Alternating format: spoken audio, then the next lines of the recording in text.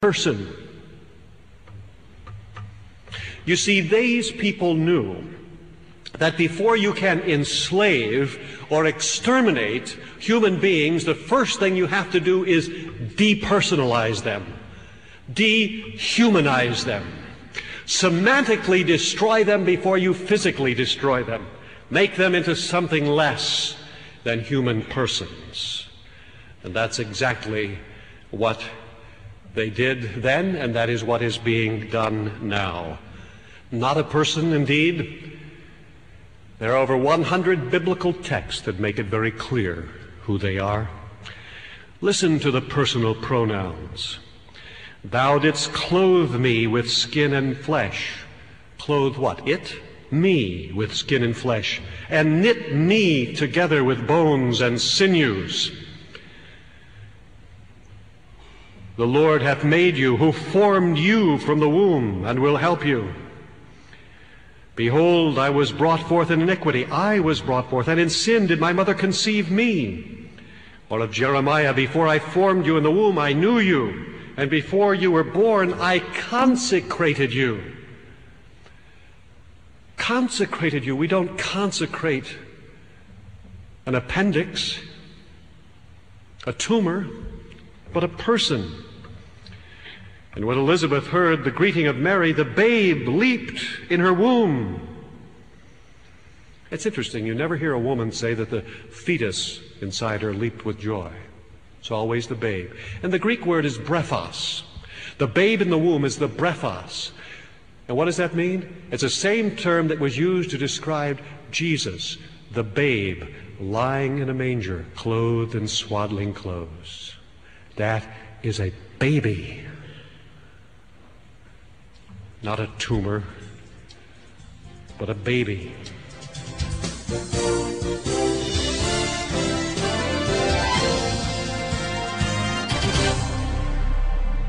Shakespeare reminded us that a rose by any other name would smell as sweet, but it would certainly be much easier to justify destroying one if we called it merely a product of pollinization.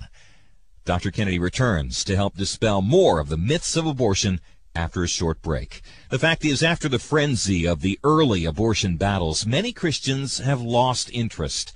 This issue does have a cost, and it's much easier to just live and let live. Of course, the babies don't live when abortion thrives, and that is why we all have to take a stand for life. It can be as simple as knowing the answers to the most common deceptions disseminated by our opponents.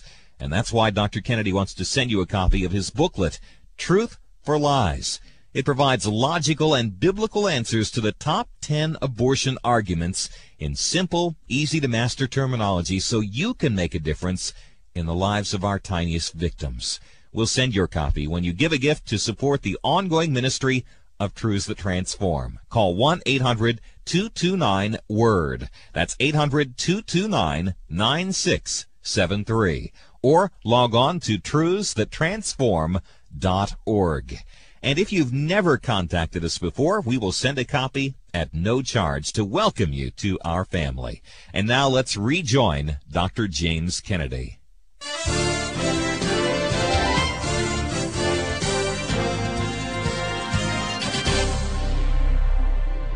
Then we're told that they should be aborted because they're not wanted. Now, this indeed brings up a very new and interesting perspective on the inalienable right of life. Now this depends upon some popularity contest. If one is not wanted, then one surely should not be allowed to be born. That's an interesting philosophical and logical twist of things. Now, of course, I think we would all agree that it's nice to be wanted, that everybody should be wanted. Certainly every wife has the right to be wanted by her husband. We would all agree with that. Now, if some young lady should come into my office and tell me a tale of woe and say that she is not wanted by her husband, that her heart is broken, her husband doesn't want her, you know what I would say to her? I would say to her, my dear, I think that is the saddest thing I've ever heard. It breaks my heart to hear that your husband, that mean old wretch, doesn't want you. A lovely thing like you, and he doesn't want you. Well, there's only one thing to do. I open my drawer, pull out a gun, bang, she's dead. That solves that problem. Bring in the next counselee. This counseling thing is very simple when you get the knack of it.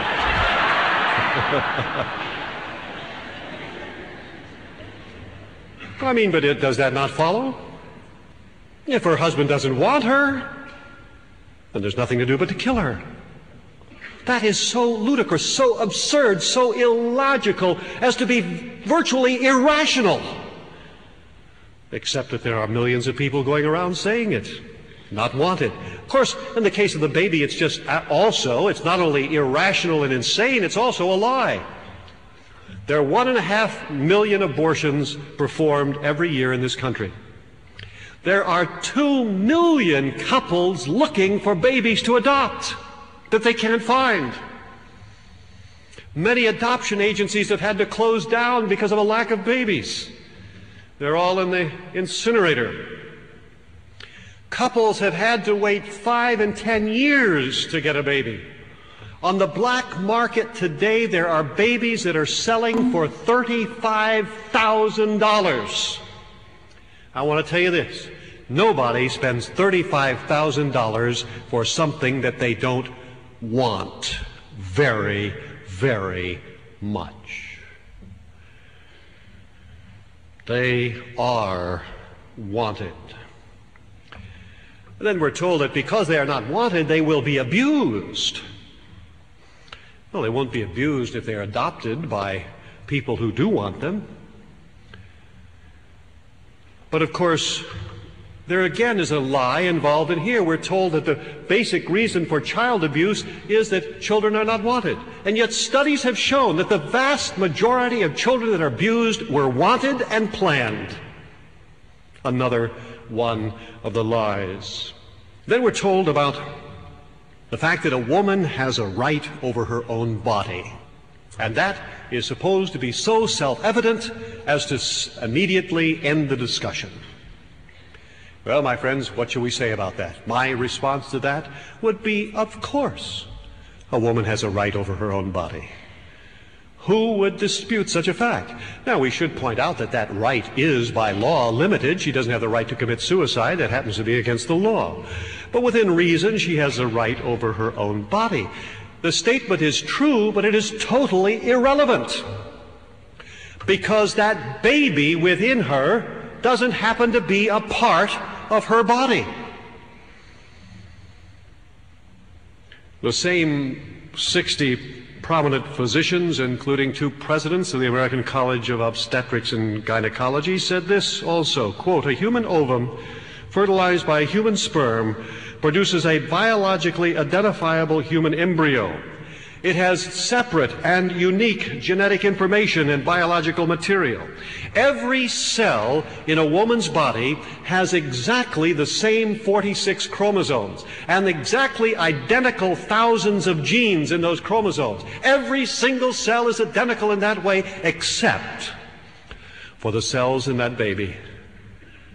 They all have different set of chromosomes and a different set of genes. The baby even provides its own nest.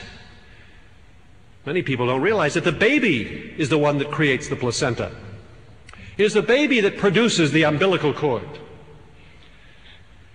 The baby has its own bloodstream.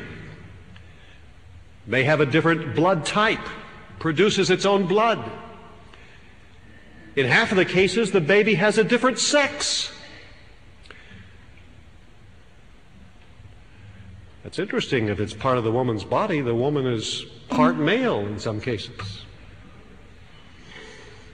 And then we're told that abortions are performed to save the mother's life. Less than 1% of all abortions are performed to save a mother's life. That is simply a smoke screen.